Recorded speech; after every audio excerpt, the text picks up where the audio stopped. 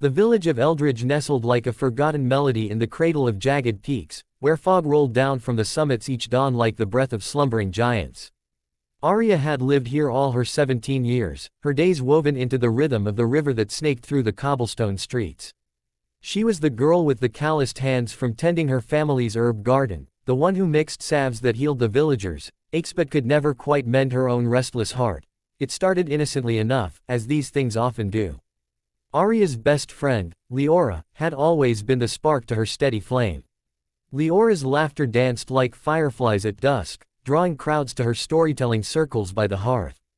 One crisp autumn evening, as leaves pirouetted from the oaks, Leora was chosen to represent Eldridge at the harvest festival in the valley below, a grand affair where tales were traded like gold coins, and the best spinner won a silver lyre strung with the threads of forgotten dreams. Why her? Aria muttered to the empty air as she knelt in the garden, yanking weeds with more force than necessary. Leora's gift for words had always eclipsed Aria's practical magic with plants. While Leora wove epics that made elders weep, Aria's stories were simple remedies: chamomile for fretful sleep, lavender for lost loves. "I'm just the healer in the shadows," she sighed, her fingers stained green with envy. The festival came and went in a blur of bonfires and ballads. Leora returned triumphant, the silver lyre slung across her back like a badge of honor. The village buzzed with praise. "Such eloquence! Such fire!" they chorused. Aria forced smiles at the feasts, but inside, a thorn twisted deeper. Why not me? She wondered, staring at her reflection in the polished copper basin. Her eyes, the color of storm clouds, seemed duller, her freckled cheeks plain against Leora's radiant glow. Envy, that sly serpent, slithered into every corner of Aria's life. At the market, she eyed the potter's son, Kai, whose hands birthed vases so graceful they seemed to breathe. His pieces fetched coins that could buy a season's seed, while Aria's bundles of dried thyme barely covered the miller's fee. "Look at those curves," a merchant gushed over Kai's latest work. Aria clutched her basket tighter, imagining her herbs as mere weeds in comparison. Even the blacksmith's daughter, Mira, with her unyielding hammer strikes forging blades that sang through the air, stirred the pot. Myra's arms rippled like forged iron, her confidence a shield Aria could only envy from afar. Strength like that could cleave mountains, the menfolk said, admiring Myra's latest sword. Aria flexed her own slender fingers, feeling only the ache of inadequacy. "What do I forge? Poultices for scraped knees." Nights grew long under the thatched roof, where moonlight filtered through cracks like judgmental fingers. Aria tossed on her pallet, dreams fractured by visions of others' triumphs. She saw Leora's lyre strumming symphonies, Kai's vases blooming in royal halls, Myra's blades guarding kings. And herself, a ghost in the garden, whispering to roots that never replied. One fog-shrouded morning, as the first frost kissed the earth, Aria fled the village's cheer. She wandered the winding path to Willow Bend, where the ancient willow tree stood sentinel over the river's bend. Its branches draped like a widow's veil, roots twisting into the water like veins of the earth itself.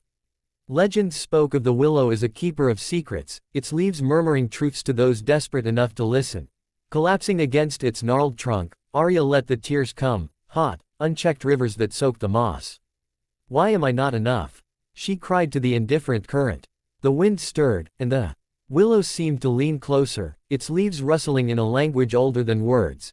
In the hush that followed, a voice emerged, not from lips, but from the tree's very essence, vibrating through bark and bone. "Child of the soil," it whispered, soft as silt, "what shadows chase you so?" Startled, Aria wiped her eyes. Trees didn't speak, not truly. Yet the willow's voice persisted, warm as sun-warmed earth. "I am Elowen, guardian of bends and burdens. Speak your heart, and I will reflect it back." Hesitant at first, then in a torrent, Aria poured out her woes. Leora's silver tongue, Kai's artisan grace, Myra's warrior might. "They shine like stars," she finished, voice breaking. "I am but a candle, flickering in the gale." Elowen's laughter was the gentle lap of water on stone. "Ah, the thief of joy, comparison. It blinds us to our own constellations. Come, walk with me in memory's grove." And so, in a trance woven of mist and magic, Aria found herself drawn into visions, not of her village but of realms woven from the willow's roots. First, a vast ocean where a lone fish darted among coral spires. "Behold the marlin," Elowen narrated. "He envies the eagle's soar, dreaming of skies unbound. But in chasing wings, he forsakes the deep's embrace, the hidden grottos, the songs of the abyss. The eagle, in turn, longs for the marlin's fluid freedom, blind to the tempests that shred its feathers. The vision shifted to a sun-drenched savanna. A gazelle bounded across golden plains, lithe and swift. She covets the lion's roar, the crown of claws that commands the herd. Yet the lion starves in drought, while the gazelle dances through seasons unchained. Aria watched, transfixed, as the gazelle paused to graze in peace, her grace a quiet rebellion against the predator's throne. Deeper still, the willow unveiled a forest glade where a sapling oak strained toward the canopy. Towering pines pierced the clouds, their needles whispering of heights unseen. The oak bends in envy, Elowin explained, yearning for the pine's pierce. But roots run deep in the oak, anchors against storms that topple the tall. The pine sways in gales, envious of the oak's steadfast shade. One by one, the visions unfolded, a nightingale mute in the moon's glow, jealous of the owl's nocturnal wisdom, unaware her dawn chorus awakens the world. A river stone polished smooth by time, scorning the mountain's majesty, forgetting its journey shapes canyons grander than peaks. As the mist thinned, Elowin drew Aria back to the bend. See now, child, not the lax, but the lattice. Your friends' lights do not dim yours, they illuminate paths you might tread together. Leora's tales could carry your herbs to healers afar. Kai's vessels, filled with your salves, could grace hearths in distant lands. Myra's blades, guarded by your poultices, could defend without despair. Aria blinked, the willow's words settling like fertile soil. But what of me? Alone, what am I? You are Aria, weaver of wellness. Your hands coax life from the loam, mend what frays the flesh and spirit alike. In a world of clamor, you are the quiet cure, the root that nourishes without fanfare. Compare not to the blaze, be the ember that endures the night. A spark ignited in Aria's chest, warm and unyielding. She rose, pressing her palm to the bark, feeling the pulse of ancient sap. How do I begin? Return to your garden, Elowin advised. Plant not in rivalry's row, but in harmony's bed. Share your gifts without tallying theirs. And remember, the sun yields to the moon not in defeat, but in trust, the world needs both to turn. The fog lifted as Aria descended the path, her steps lighter, though the thorn of doubt lingered like a half-healed scar. Back in Eldridge, the village thrummed with winter's approach, smoke curling from chimneys, laughter spilling from the tavern. She passed Leora strumming her lyre by the well, a circle of children enwrapped. Aria, Leora called, waving her over. I've a new verse, but it lacks heart. Will you help? Something of healing, perhaps. Aria smiled, genuine this time. Let me weave in the whisper of willow bark, for fevers of the soul. Days blurred into weeks. Aria tended her garden with renewed vigor, experimenting with blends, rosemary for remembrance, sage for clarity. She shared them freely, not as trades but as threads in the village's tapestry. To Kai, she gifted a balm for his kiln-burned hands. In return, he crafted her a mortar of swirled clay, etched with vines. For the one who grounds us all, he said shyly. Mira sought her out one eve, sword arm bandaged from a forge mishap. Your touch mends what iron cannot, the blacksmith's daughter admitted, vulnerability cracking her armor. Aria worked in silence, then ventured, and your forge tempers what gardens cannot, resolve.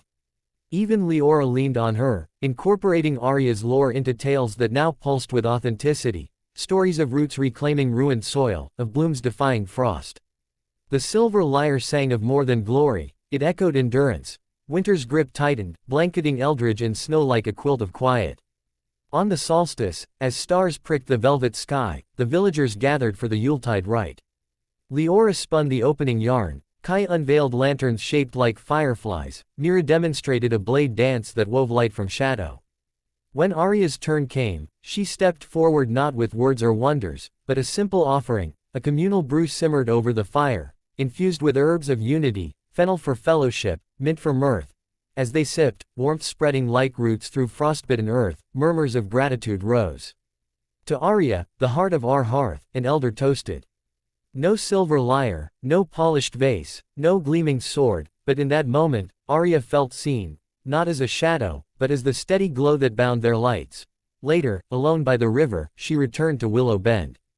The tree stood silent now, its voice retired to whispers in the wind. But Aria needed no more visions, the truth had taken root. Envy's thorn had withered, replaced by a bloom of belonging.